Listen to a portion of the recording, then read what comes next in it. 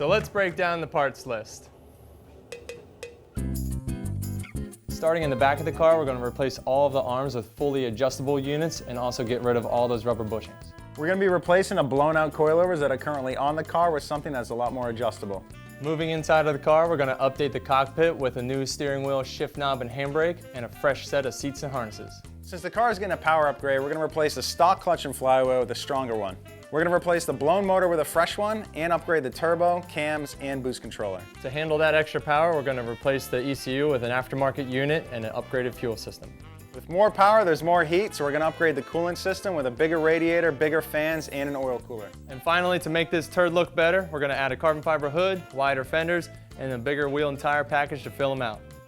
Well, first things first, we are replacing this blown motor that probably has a massive hole in the side of the piston. Probably, yeah, right down through that thing. Yeah, we decided to keep it with the SR because, you know, common misconception is you need a big motor, big power to go drifting. Right. And we want to show that you can do it with, you know, a simple, cheap setup, and it's actually going to be a lot more drivable, at least I feel, with the smaller engine in the car. Absolutely. I mean, coming from a JZ guy, where I have, you know, JZ in an S chassis, an S13, JZ in my FRSs. I love the big power inline 6-cylinder that the 2JZ produces. A really solid engine setup, but I mean, there are other factors involved, you know. There's the engine weighs a lot more. Definitely. It costs a lot more to swap into a car than an SR from an S13. Yeah, and if you're gonna put a big motor in that, you know, you're adding a lot of weight to the front, but on those pro builds, guys are putting a lot of the weight in the back. They're shifting things around to make their car more balanced.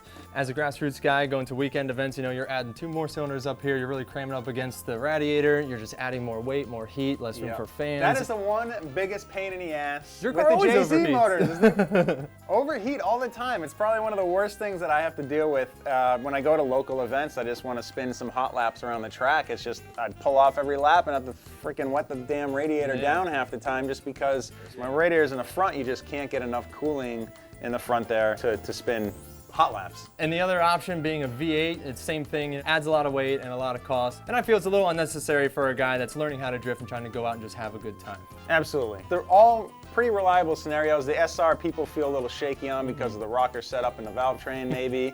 Well, I mean, this is the engine we're going with, an SR20. I feel like it's the best setup for his skill level, so let's rip this hunk of crap out. Let's get to it, man.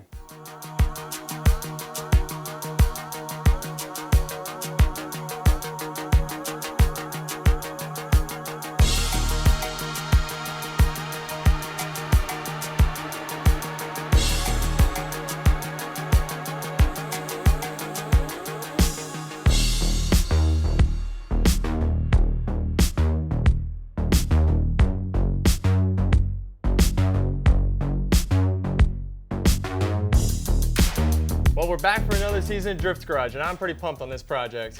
Going good so far, but I'm sure we're gonna hit some roadblocks. Absolutely. No doubt. So if you got any questions about a motor swap, Or any questions at all, leave them in the comments below, and also tell us about your idiot moment.